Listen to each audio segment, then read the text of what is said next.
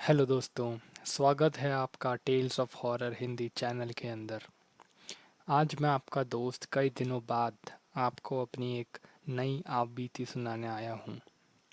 Actually ये आप बीती मेरी बहुत ही समय से पेंडिंग थी, बट किसी काम के चलते मैं आप लोगों के साथ जुड़ ना पाया और ना ही मैं अपनी कोई कहानी सुना पाया।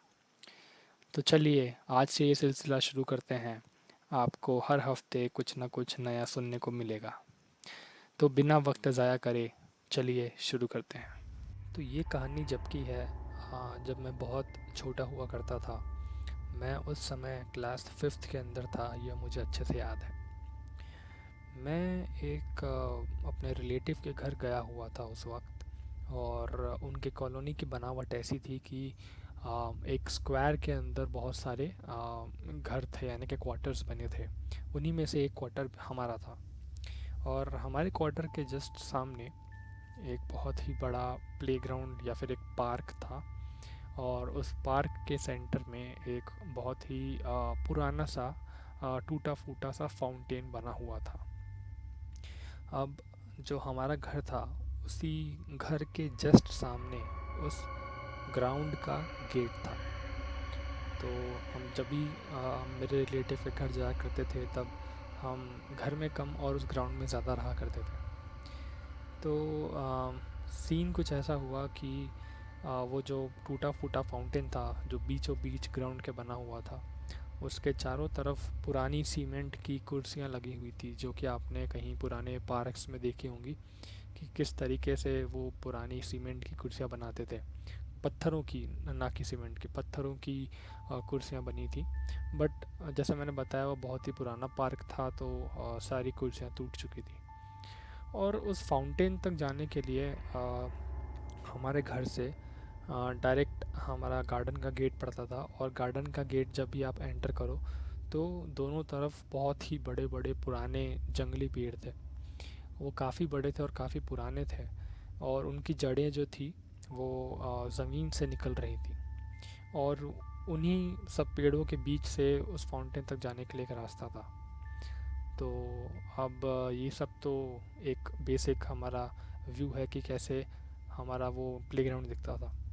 अब उसी प्लेग्राउंड में कॉर्नर के ऊपर कॉलोनी के द्वारा एक वाटर पंप हाउस का निर्माण हुआ था, जो कि अभी बन ही रहा था। और थोड़ा सा उसमें कार्य बाकी था। तो एक सुनहरी शाम थी, और उस वक्त हम काफ़ी खेला करते थे। शाम में रात भर दिन भर सड़कों पर दौड़ना, पार्क में खेलना, ये सब खेला करते थे। तो मेरे कज़िन्स थे, वो जो रिलेटिव्स थे, वो वहाँ पर मेरे एक्चुअली में मामा मामी नाना नानी रहा करते थे। तो हम उनके घर गए थे एक फंक्शन के अंदर। मेरे छोटे भाई का मुंडन था। तो उस वक्त हम वहाँ गए। एंड वहाँ हम रात में खेल रहे थे, करीबन 6 से 7 बज रही होगी। सभी लोग अपने सड़कों पर जो टेंट था वो लगा हुआ था, साइड से रास्ता था गाड़ी जाने के लिए। उन सड़कों के टेंट में सारा कार्यक्रम चल रहा था। जो खाना था वो जो भोजन था वो एक्चुअली हमारे गार्डन के अंदर बन रहा था। और इस भोजन के बनते ही जो खुशबू पूरे मोहल्ले में फैल रही थी, और काफ़ी लोगों को बुलावा दिया गया था खाना खाने के लिए। तो लोग आ रहे थे जा रहे थे, मगर हम बच्चे अपनी मस्ती में मगन थे। हम करीबन 10 लोग थे, 10 बच्चे जो खेल रहे थे गार्डन के अंदर। तो हुआ यूँ कि हम खेल रहे थे छुपन छाई। अब छुपन छाई जैसे खेल में एक जने को तो दाम देना पड़ता है और बाकी सबको छुपना पड़ता है, ये सब तो आपको पता ही होगा। पर हमारा ऐसा था कि दाम मुझ पर आया, और दाम देने के लिए हमें घर में सबसे कोने वाले रूम में जाना पड़ता था। तो अब मैं दाम देने के लिए अंदर घुसा, घर में सबसे कोने वाले रूम में गया, वहाँ तक 100 तक गिनती करी। और जब तक आया तब तक थोड़ा सा अंधेरा ज़्यादा हो चुका था। 6:30 से 7 बज चुकी थी। उस वक्त की बात थी, ये ठंड के दिनों की बात है। तो उन ठंड के दिनों में जल्दी रात हो जाती है। तो उसी उसी समय 7 बजे तक लगभग मैं दाम दे के बाहर आया। मैंने देखा कि जो लोग थे वो जाना कम हो गए थे। लाइट्स थोड़ी कम डिम हो गई थी, अंधेरा छा रहा था। और मैं सोचा चलो फटाफट खेल ख़त्म करके सबको घर जाया जाए और फिर हम आराम से खाना खा सकते हैं। काफ़ी भूख लगी थी उस समय। फिर हुआ यूँ कि अब मैं गिनती करके अंदर घुसा अपने गार्डन में, क्योंकि जो पाला था हमारा वो पूरे गार्डन का था। उसके बाहर हम कहीं नहीं छुप सकते, केवल उस गार्डन में छुपना था। तो मैं गार्डन में घुसा तो मैंने देखा कि चारों तरफ काफ़ी अंधेरा और सन्नाटा छा चुका है। मैंने सोचा यार बड़ी अजीब बात है, हम 10 जने हैं टोटल और इतनी जल्दी यहाँ पे सन्नाटा कैसे छा सकता है कि मतलब चहल पहल की आवाज़ भी नहीं आ रही है। भले ही लोग भोजन बना रहे हैं बाहर, लोग बाग आ रहे हैं जा रहे हैं सब हो रहा है, बट फिर भी उसमें उस प्लेग्राउंड या फिर उस मैदान के अंदर काफ़ी सन्नाटा था। अब मैं हिम्मत करके जैसे जैसे आगे बढ़ा, मैं पूरे एरिए को, पूरे मैदान को अच्छे से जांच रहा था कि किसी कोने में तो किसी पेड़ के पीछे या फिर किसी कुर्सी के पीछे या फिर उसी पुराने फाउंटेन के पीछे कोई बच्चा तो नहीं है। तो मैंने अपने दाहिने ओर से शुरू करा। मैं अच्छे से सारे पेड़ को देखते देखते जा रहा हूँ। देखते हुए जा रहा हूँ तो मैंने देखा कि फाउंटेन के पीछे से एक काले कलर की परछाई, क्योंकि अंधेरा हो चुका था तो शक्ल दिखना तो नामुमकिन सा था। बहुत ही हल्की सी रोशनी थी तो उस समय केवल परछाई बनी, शक्ल बिल्कुल भी अच्छे से नहीं बन रही थी, तो मुझे समझ नहीं आया कि कौन है। मगर फाउंटेन के पीछे से एक बच्चे जैसा फिगर झांक रहा था और मुझे बार बार झांक के ऐसे आ, उस फाउंटेन के पीछे छुप रहा था। मुझे लगा चलिए एक तो जना मिल गया, इसे फटाफट हम पकड़ लेते हैं और फिर बाकियों का भी पता लगा लेंगे।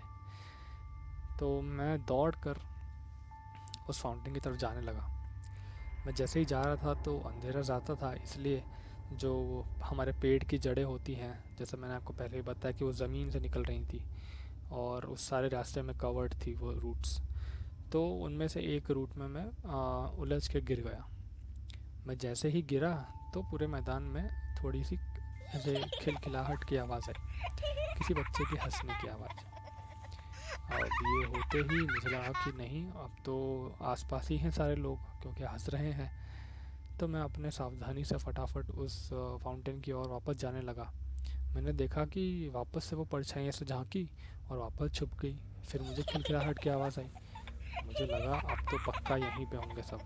फिर मैं फटाफट दौड़ा, ध्यान से कदम रखते हुए मैं दौड़ दौड़ के उस फाउंटेन के पास पहुंच गया। उस फाउंटेन के मैं क्लॉकवाइज मैंने 4 चक्कर काटे, मैंने एंटी क्लॉकवाइज भी 4 चक्कर काटे, मगर कोई दिखा नहीं।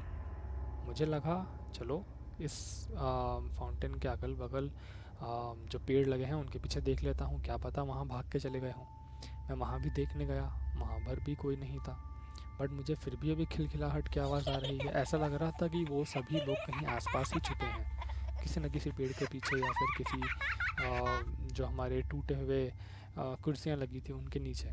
तब मैं इन टूटी कुर्सियों के नीचे भी देखने लगा, मगर फिर भी मैं बड़ा आश्चर्यचकित हो गया कि कोई दिखा नहीं मुझे वहाँ, और खिलखिलाहट की आवाज़ आए जा रही है, आए जा रही है।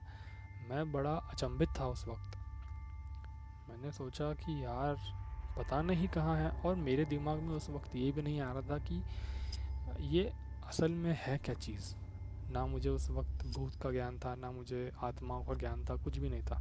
बस पता था कि हाँ कोई होता है भूत, कोई परछाई, कोई बहुत ही डरावना सा फिगर होता है जो बच्चों को डराता है या कभी कभी उठा के भी ले जाता है। बट मेरा उस वक्त इसमें कहीं ध्यान नहीं लगा।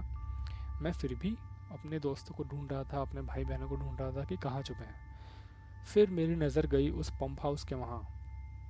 वहाँ से मुझे लोग देख रहे थे, बहुत सारे झुंड निकल के देख रहे थे। बच्चों का झुंड था, वो ऐसे बार बार से निकल रहा है, देख रहा है, छुप रहा है, ऐसा कर रहा था। तो मैं समझ गया अरे नहीं यही हैं सब लोग। तो मैं फटाफट दौड़ के गया उनके पास और सबको थप्पी कर दिया। अब थप्पी करने का मतलब है कि हमने उसको पकड़ लिया उन सभी बच्चों को, और अब किसी पे दाम नहीं आएगा। फिर मैंने अपनी मेरी एक बड़ी बहन थी उन्हीं में, जो कज़िन थी हमारी, तो उनसे मैंने पूछा कि क्या वहाँ पर फाउंटेन के पास में अभी तक कोई भी बच्चा गया था। तो उन्होंने बोला नहीं, क्योंकि सारे बच्चे तो वहीं के वहीं हैं। तो मैं बड़ा आश्चर्यचकित हो गए और वापस मैंने उनसे पूछा सच में कोई नहीं था? तो उन्होंने कहा नहीं, सारे बच्चे यहीं पर थे और इतना अंधेरा हो चुका था इसलिए मैंने उन बच्चों को वहाँ पर जाने भी नहीं दिया। तो मैंने थोड़ा सा मुझे उस वक्त थोड़ा डर लगा, बट कोई बात नहीं, फिर मैं सभी लोगों के साथ आ गया था। तो हम फटाफट अपना भोजन करने चले गए, आराम से मस्त खाना खाया, एकदम बढ़िया बढ़िया भोजन बना था। और वो सब खा के फिर मैं अपनी मम्मी के पास चले गया। हम अपने असली घर जा रहे थे, रिलेटिव के वहाँ से। तो फिर मैंने अपनी मम्मी को ये सारी सीन घर पे आके बताया कि ऐसा ऐसा हुआ था। तब मम्मी ने बताया कि ये जो फाउंटेन आप देख रहे हो वो पहले, जब मेरे मम्मी पापा छोटे हुआ करते थे तब से ही वो बनने में लगा है। और वो बना पूरा नहीं, क्योंकि उधर बनते वक्त, उस फाउंटेन के बनते वक्त बहुत सारे बच्चे खेला करते थे। और हमारे समय हमारे साथ एक बच्चा खेला करता था। ये सब मुझे मम्मी बता रही है कि हमारे साथ उस वक्त एक बच्चा खेला करता था और ये फाउंटेन तब से बन रहा है और अभी आधा टूटा पड़ा है। ऐसा क्यों? क्योंकि वो जो बच्चा मेरे मम्मी पापा के साथ खेलता था, तो उसने नए नए फाउंटेन पे चढ़ने की कोशिश करी कि हम चलो चढ़ के देखते हैं कैसा लगता है।